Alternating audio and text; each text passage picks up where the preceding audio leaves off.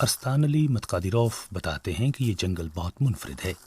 वो किर्गिस्तान के जनूब में दुनिया में अखरोट के दरख्तों के सबसे बड़े जंगल में रहते हैं। ये बहुत पुराना जंगल 30,000 हेक्टेयर रकबे पर फैला हुआ है। अरस्तान अली और उनकी ज़िंदगी दोनों का जंगल से बहुत करीबी ताल्लुक़ है।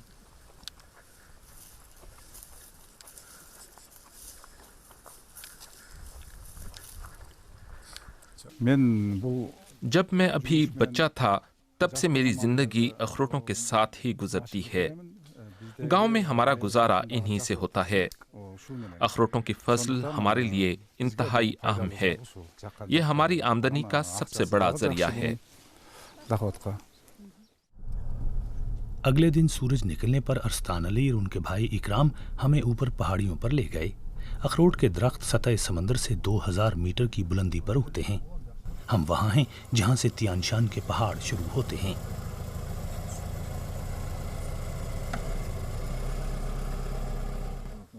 ये दोनों भाई परेशान हैं। गुज़श्ता बरस अखरोट की पैदावार इतनी कम थी जितनी उन्होंने अपनी ज़िंदगी में कभी नहीं देखी थी। ये साल अब तक कुछ अच्छा है, लेकिन बहुत से दरख्तों को नुकसान पहुंचा है।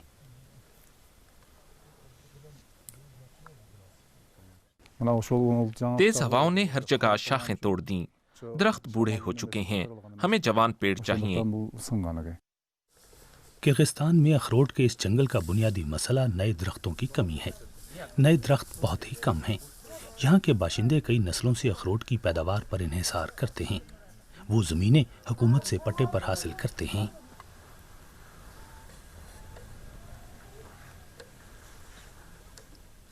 लेकिन यही लोग अपने रेवड़ जंगल में चरने के लिए भी छोड़ देते हैं।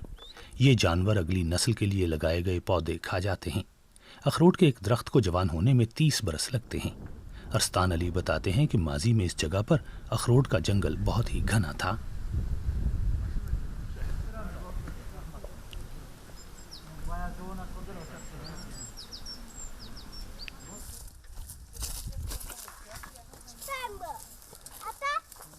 फसल पक जाए तो अखरोट उतारने का काम ज्यादातर नौजवान अंजाम देते हैं।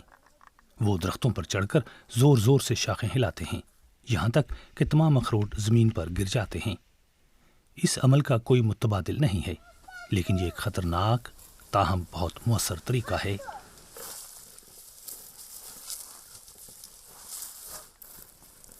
मुस्तकबिल की बेहतर पैदावार के लिए नए दरख्त ज़रूरी हैं।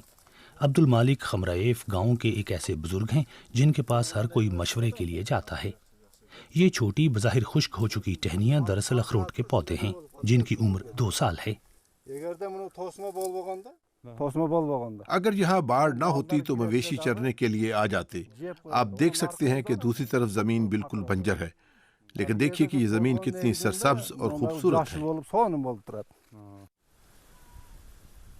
किर्गिस्तान के माहौल पसंद कारकुन अब जर्मनी के बैनुल अक़वामी ताउन के इदारे GIZ के साथ मिलकर हालात में बेहतरी के लिए भरपूर कोशिशें कर रहे हैं। मसलन ऐसी बाड़ें लगाकर जिनकी मदद से मवेशियों को छोटे पौधों से दूर रखा जा सकता है। मकामी बाशिंदे ये बाड़ें खुद नहीं खरीद सकते थे, ये उनको इस मंसूबे के तहत मुहैया की जाती हैं। अब्दुल मालिक खमराएफ कहते हैं कि ये बाड़ें उनकी तरफ से अगली नस्ल के लिए एक तोहफा हैं।